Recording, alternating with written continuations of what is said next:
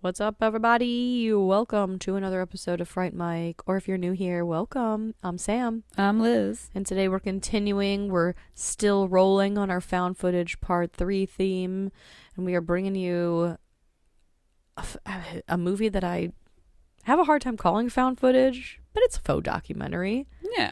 One I'm excited to talk about, as I have had a change of heart since the last time I watched it. Ooh. And we are talking about Lake Mungo from 2008. Ooh. Now, if you guys are patrons of this fine here podcast, you will maybe remember that on one of our monthly rewinds a while back, I had watched this. I think this was probably last year. I think it was last year. I watched it for the first time, and I was like, I don't understand the hype. I don't understand why this movie has like a cult following. Like, I did not think it was scary. I didn't think it was interesting, but we chose to watch it for the podcast. I'm a good sport.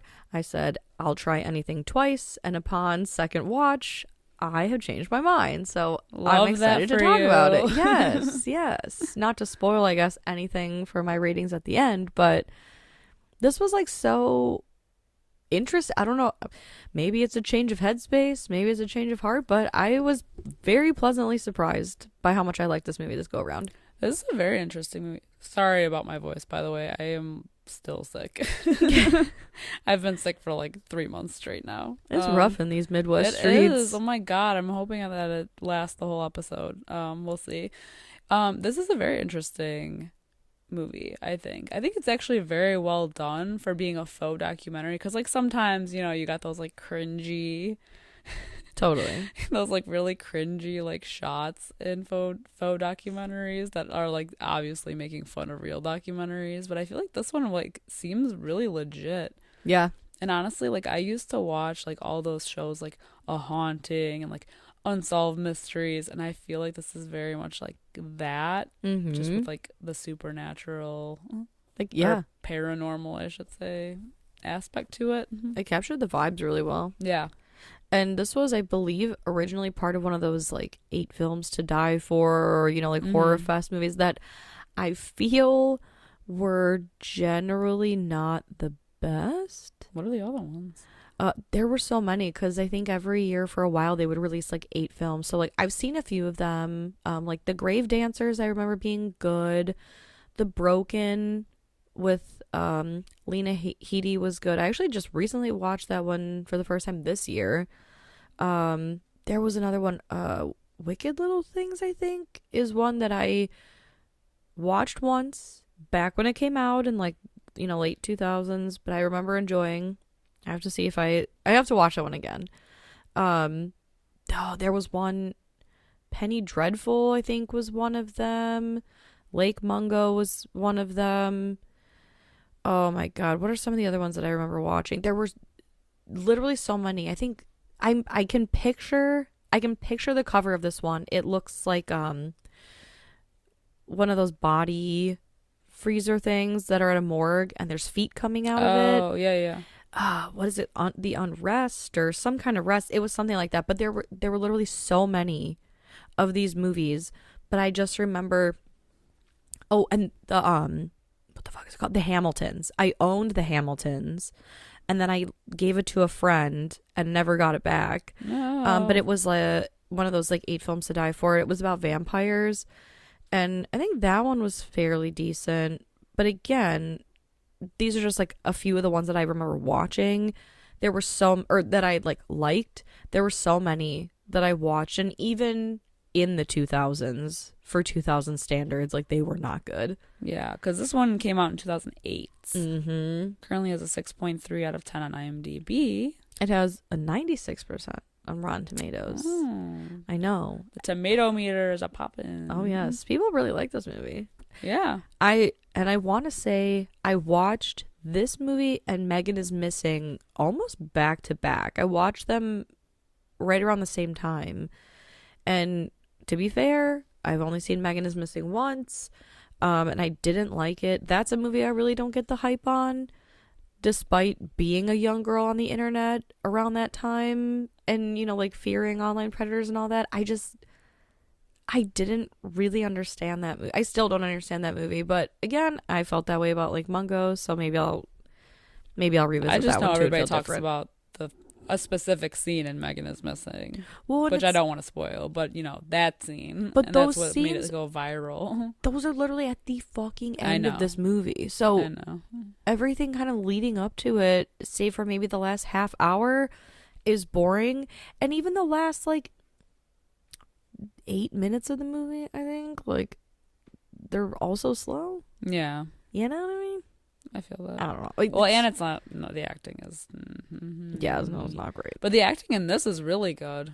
Yes. This family had me convinced, man. Right. If somebody just had this on and you came in, it's almost like if you didn't know any better, they would be watching a documentary. Like, if this was on A&E. Totally. Or my ID, Discovery. Yeah. Like, I would believe it. I'd be like, holy shit. And it's unsettling. Mm-hmm. But not only that, it's not like a typical... I mean, there are, like, a couple of really good jump scares, one of which really got me. Even the second time watching it, like, it's still, like, huh. It's more of, like, a somber ghost story. Yeah, I'd say it's more sad than anything. It is sad. Yeah. Only because this family is, like, really holding out hope that, you know, because their daughter, you know, went missing or maybe drowned, but they're not exactly sure. There's like hope that she's back, and because all these things occur, they're like, well, maybe, you know, she's reaching out to us, or maybe she's actually here, you know, like all these different things. So they constantly have hope that she's gonna come back. Oof. It's so sad. And I know this, it's kind of interesting because although this movie is kind of centered around Alice Palmer and her drowning and possible like ghost, you know, making appearances to this family, in a weird way I almost feel like this is like the mom's story. Journey. Yes, it's the mom's journey with this is so heartbreaking. It is. It's so sad. And like just even their connection through their like therapy sessions and their dreams and how they're basically connected. Yeah. And I broke feel my like heart. I feel like you don't even pick up on that really until you realize, and like at least for me, like the second time watching this, I realized that like toward the end when they were having the same dream, and it's like, oh, so you're like on like some kind of spiritual plane together. Yeah. There's some pot to go. I know. It's weird when that happens. Yeah. Some people got it. I know. I can't even say if I picked up on it the first time because, like I said, I don't know what headspace I was in while I was watching this for the first time, but I just was like, the whole movie, I hated it. Interesting. Although, I remember being like, why the fuck am I watching this the first time I watched it? Because if you've seen this before, you'll know that kind of in like the middle of the movie, maybe even a little earlier than the middle of the movie, they're like, yeah, anyway, like this was faked and blah blah blah. I know, and I was there's like, so many twists to this movie. Yes. The more that it goes on, and there's like more secrets revealed about Alice Palmer, no relation to Laura. Hey, Any Twin Peaks fans out there? Had to throw that in there. The more like secrets are revealed about her, is like the more twisty it gets. Right. So it's not even just as simple as like it's a possession or whatever story. Right. It's like, or a ghost story. There's like more layers to it.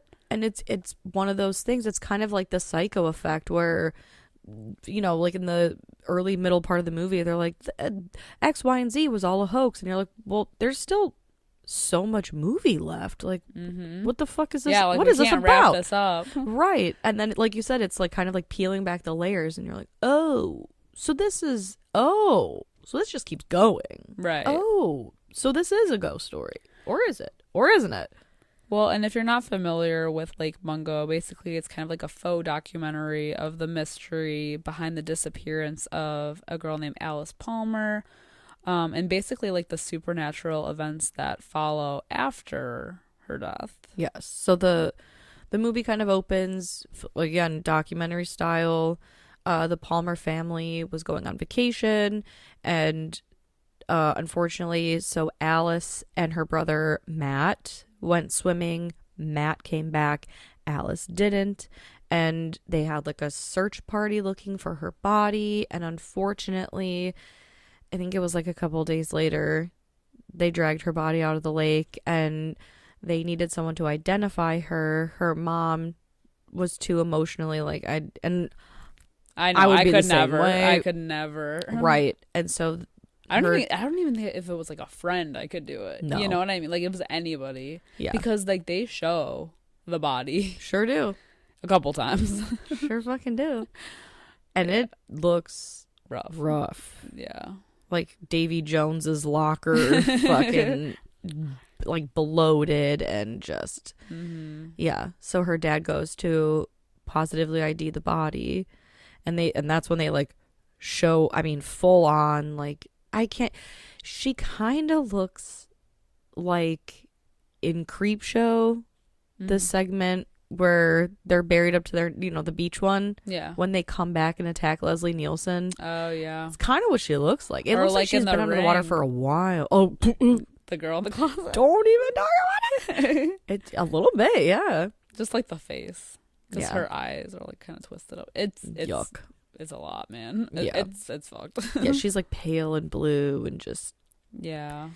So the dad IDs her, and then they end up having a funeral for her. About 10 days later is when they realize there's like noises coming from the house. Mm-hmm. And that's when like the real paranormal things start happening. Right. Russell's her dad, right? Yeah. Yeah, he's like things. Yeah, it's June, Russell, and Matt and Alice. Yeah. Family. And like he says that noises were kind of coming from her room and then like in the attic. And it's interesting because that's when June, the mom, that's when like her nightmares begin.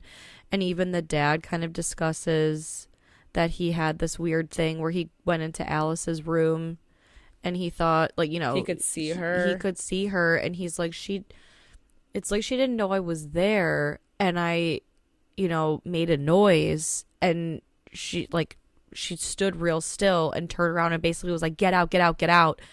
And he left, and he's like, I mean, he to this day, like, I don't really know what I saw. Like, did I see her or not? Was I just like upset? Mm-hmm. And the other thing too about this family, just as like we're talking about the like how the paranormal stuff starts happening, is that I really like that the family's kind of like on board with this. Like we don't have to spend a lot of time with like one character not believing the rest and having to be convinced, Like I like that they're all kind of like, oh, all of these things are happening to us. Like we're not going to deny that this is not happening. You know what I mean? Like they don't have that extra thing that I feel like a lot of movies have. Well, and I think because it's a faux documentary that it kind of leans into the more like realistic, like it's a grieving family, and grieving families want to believe, you know what I mean? Like they want to believe. Right. Like I was so close with my grandma. I mean, for those of you who don't, I don't know why anybody listening would know, but I lived with my grandma until she had passed. And I remember having late night conversations with her about like death and dying and, whatever. And it's like, oh, like, please, send me a sign, because my grandma even said, when her grandma was, going or whatever, she'd be like, you have to send me a sign. And so I told her, I was like, well, whichever one of us goes first, I was like, we have to send someone, each other a sign. And it's like, I've never received a sign that I know of, but it's almost like sometimes I could justify, like, because I lived in her house for a little while after she passed just to get it ready to sell. And every now and then, like I swear I saw a shadow once in her living room, to the point where like we investigated because I was not the only one to see it. And it just was all boxes of stuff getting packed. But it's a room that dead ends. Like it doesn't go into another room. But we swear we saw it. But I was like, this is the sign. And in reality, I'm like, no, because there's a big bay window. Chances are a car drove by. Yeah. You know, so it's like, but you want to believe. So the fact that everyone's just like, totally, no, there's a ghost. Yeah. It lends almost more to the believability that this is an actual grieving family. Yeah. Yeah, I just like that they don't waste time. Totally. That whole, that's like a trope by this point, because it comes up so much in like supernatural, paranormal type movies. So I'm good. And honestly, like the nightmares that the mom was having with her like standing at the edge of her bed, creepy. And they come back later. And they come back therapy. later. Also, there's mention about the fact that the mom, like, because she was having these like severe nightmares, she was like so afraid to go to sleep that she would like wander the neighborhood and walk into other people's homes. Yeah. Because she was like, I want to like be a part of their life for like, I don't want to live my life. Yeah. That's not normal. And the fact that like somebody mentions that like everybody a little knew. bit later, like everybody knew that she was like walking into their house in the middle of the night. I'm like, what? Well, and also like nobody was locking their doors then. Yeah, like does nobody in this neighborhood have a lock on their door? I know. That's wild. It almost reminds me of like, I don't know. I mean, obviously a less violent and intrusive like helter-skelter kind of Manson situation where before they did any sort of murders, they would do these like night crawly things where they would go into people's houses and just like rearrange furniture and do weird shit. That's so weird. Yeah, and it's creepy. So people would know that their space had been violated, but it was mainly non-violent until it wasn't. Yeah. But yeah, it's really weird. And it's weird that everyone knew it and just allowed it and didn't just like double check that their doors were locked. Yeah. She just was wandering in. But at the same time, man, I get it. The insomnia of things that just keep you up at night and you want to escape your life and wish you were anyone else.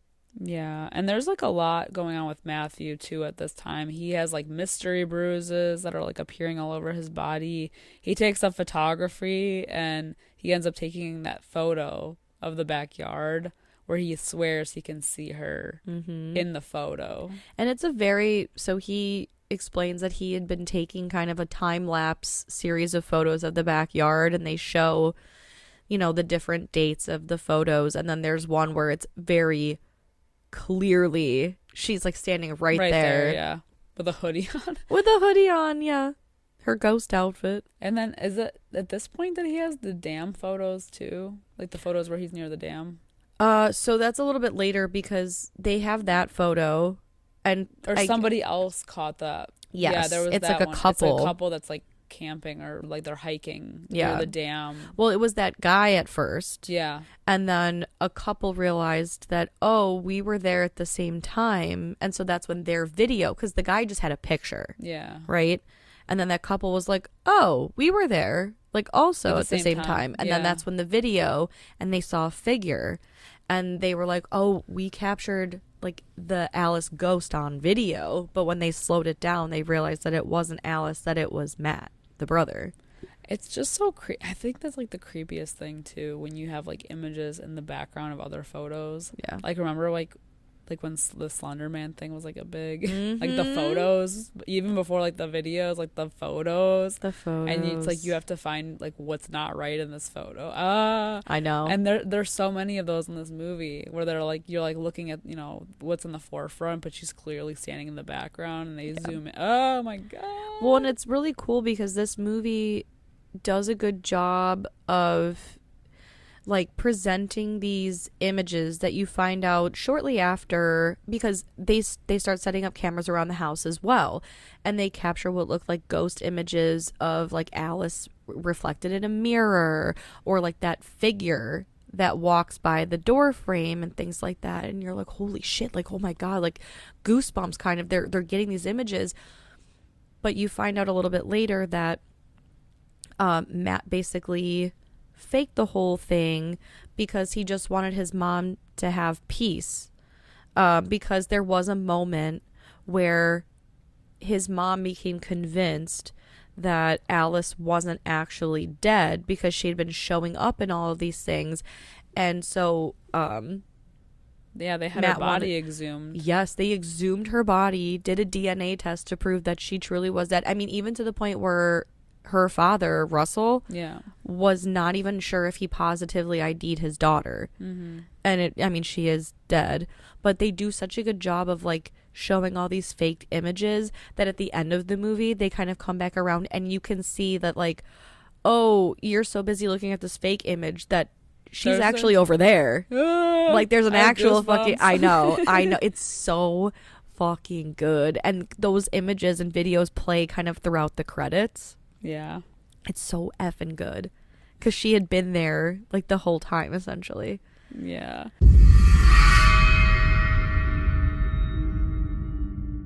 Hey creeps, looking for more frightfully good content? Head over to our Patreon at patreon.com/Fright Mic podcast to help support the show. We have current movie reviews, spooky cocktail recipes to match our theme of the month that you can enjoy if you're 21 and over. Or not, I'm not your parent. For legal reasons, I must say this. We play games, trivia, literal fright fights, and much, much more. If you head over to patreon.com/Fright Mic podcast. Again, patreon.com/Fright Mic podcast. You can find everything over there. And again, it is a great way to support the show. We greatly appreciate it. And we love you guys. Bye. Bye.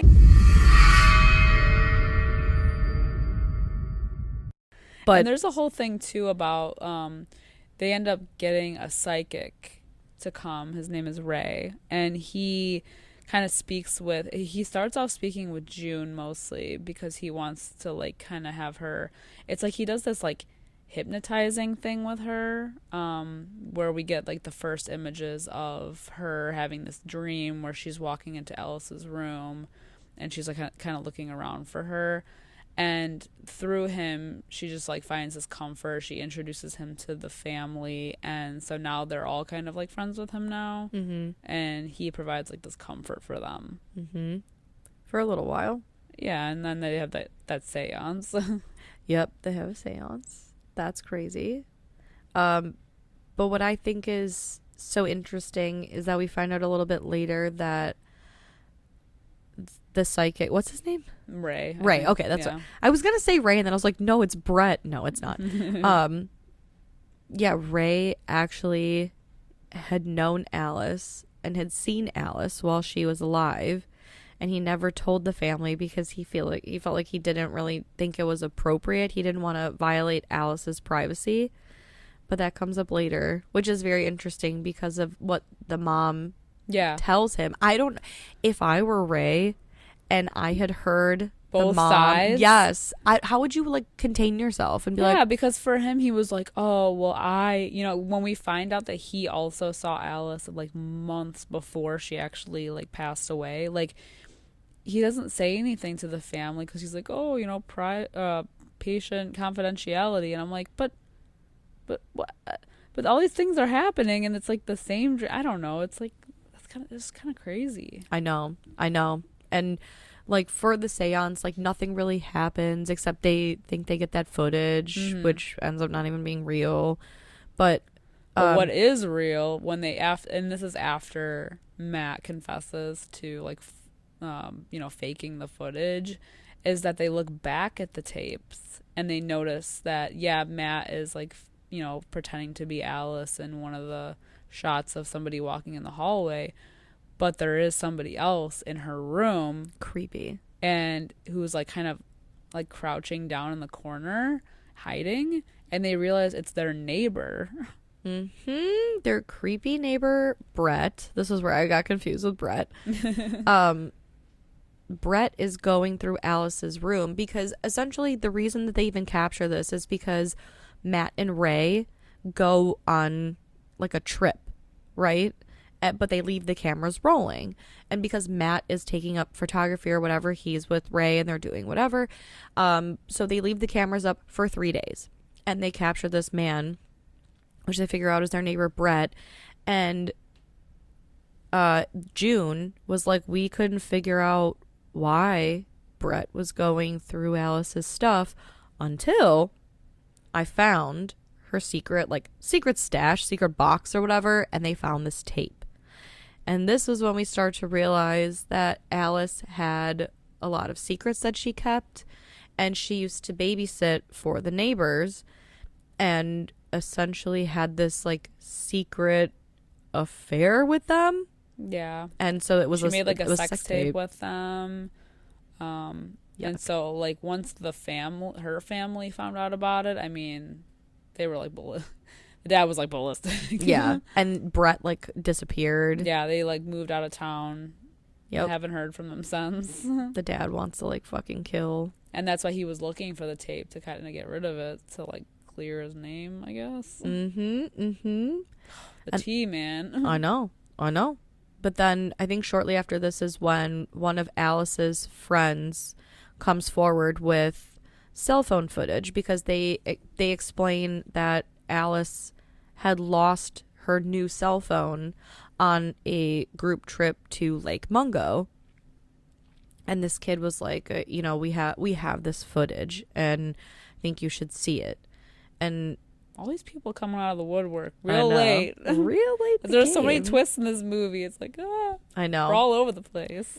And the footage, essentially, it's kind of dark. They're at Lake Mungo. It's kind of in the middle of, it looks like a desert almost.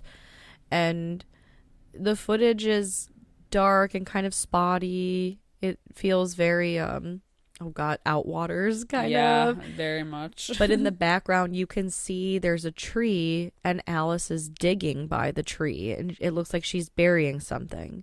So the family take a trip out to Lake Mungo.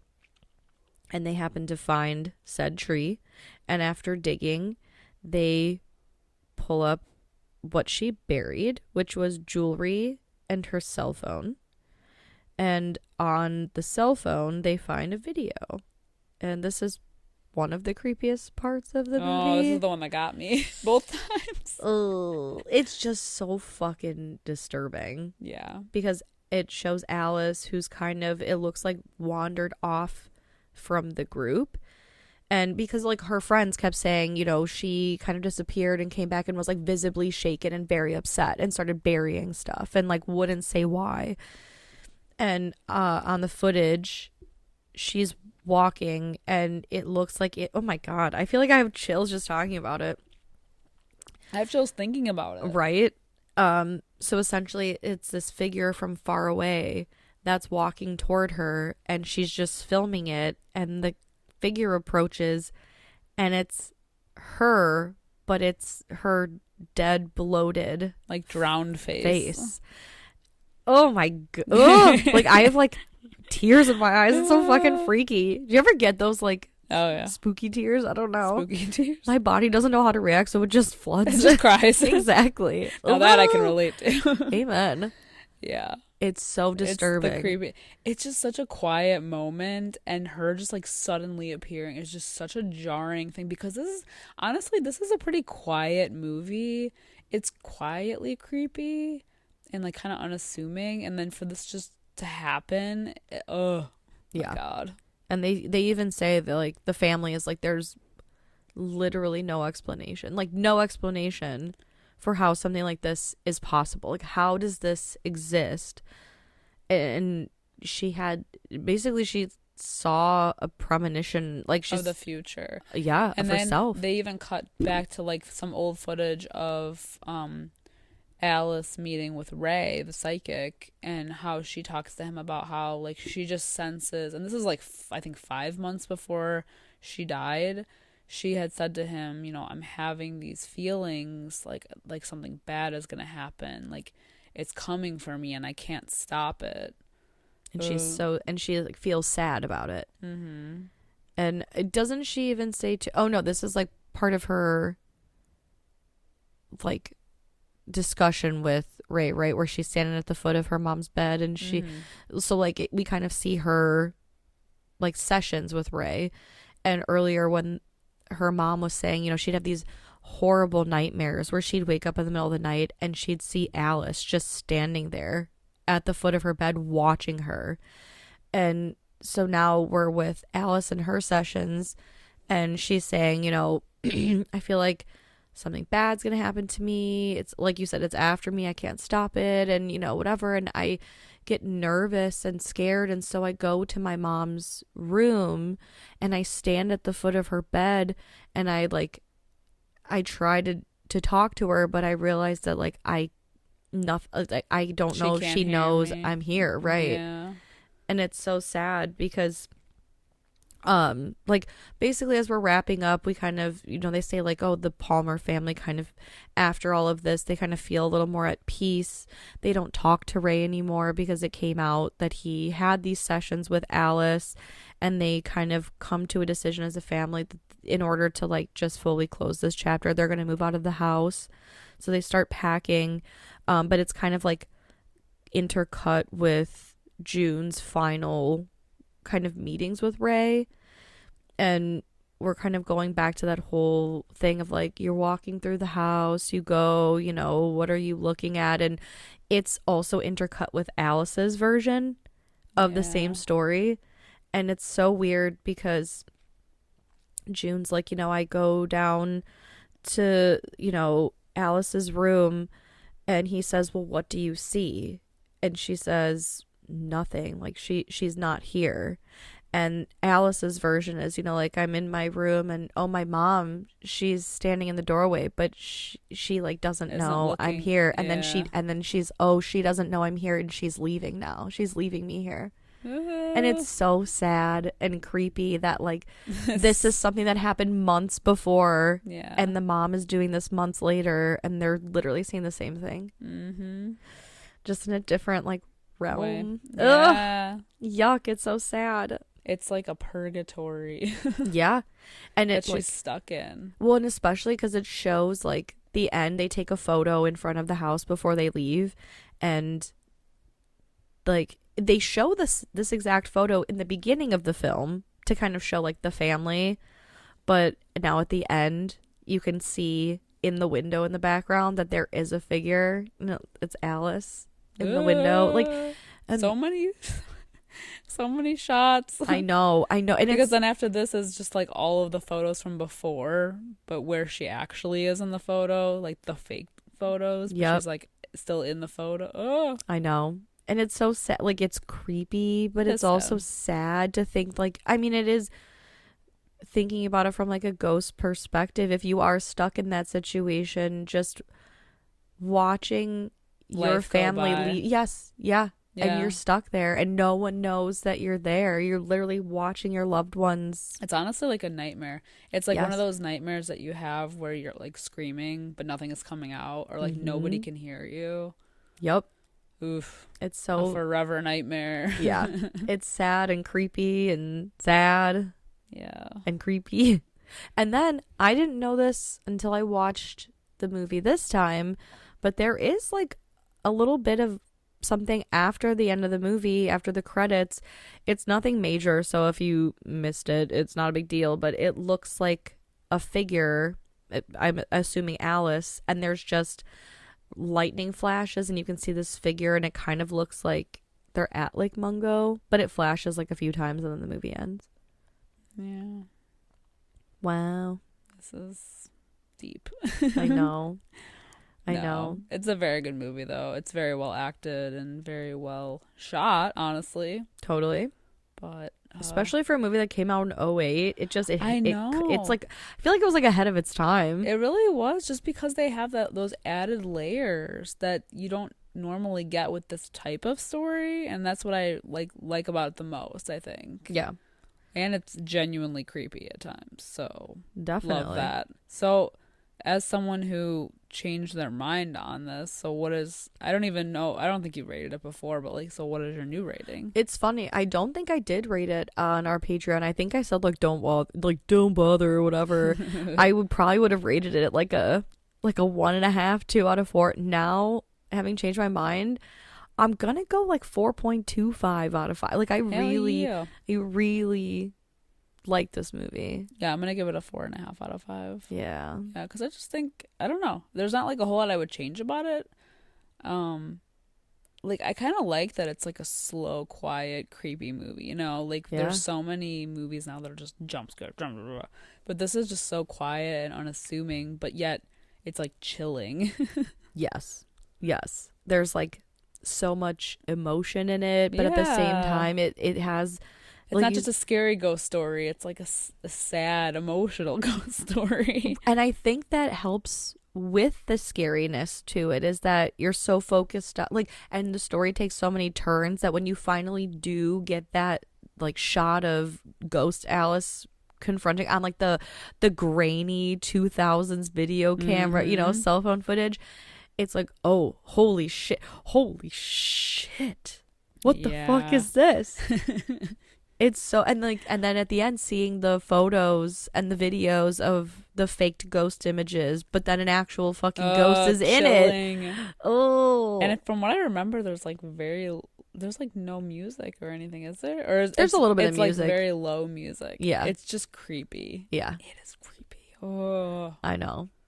Hits you in all the right spots. Yeah, exactly. And it's funny, again, going back to like these whole like 8 films to die for or whatever, this was one that I didn't watch back in the day because my friend who I let borrow the Hamiltons or whatever, she had watched this and she was like, don't bother, it's stupid. And I said, okay. Yeah. And I just took her word for it. I wonder if Look at what you were missing. Well, I often think about stuff like this. If I had watched it back then, would I have ever even thought of it or given it a second watch? Like, I mean, now that I had watched it about a year ago at this point, I think. So it's still kind of one of those like fresher in my mind movies. Yeah. So when we were sitting down to make this, you know, I was like, oh, we could talk about that. Yeah. But yeah, I wonder if I had watched it back when it came out. Like, would it be one of those movies that I'm like, no, I remember it sucking and I never wanted to watch it again? Or would I have really liked it? And that happens too. Like, you either change your mind on something, or I don't know, there's a lot of movies that I haven't seen, like that are classic movies that are like I haven't seen and I'm watching them now, so it's like, but I feel like I don't let that hinder my opinion usually. Yeah, I do. Really? Yeah, well, there have been a few movies on this podcast where I'm like, I'm sure if I had watched it when I was a kid, you know, I probably would have liked it more or whatever, like had I watched it back then. Like some of the more nostalgic movies, I think Gremlins maybe.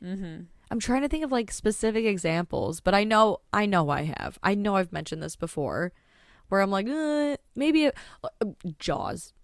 Oh yeah, Jaws. Like, I think if I watched Jaws as a kid, I probably would have been scarred by it, but watching it as an adult, I was like, all right, a lot of dialogue for a movie about a shark. Know what I mean? You're gonna get yourself canceled for that one again. Yeah, I know. Again. You know what? It's already out there. It's already out there. You're letting that flag fly. I am proud. High and proud. I've seen it twice now. You know, it's enough to know. It's enough to know. I'm sorry. That's okay. Yeah. But anyway, these are just our opinions on Lake Mungo. Let us know what you guys think of this awesome found footage, faux documentary, whatever you want to call it, film. You can find it for free on Tubi right now. I think it's also on Shudder. Yeah, it is on Shudder. Okay, so if you guys have Shudder, you can watch it there as well. But, you know, good old free Tubi with ads. Can't beat it.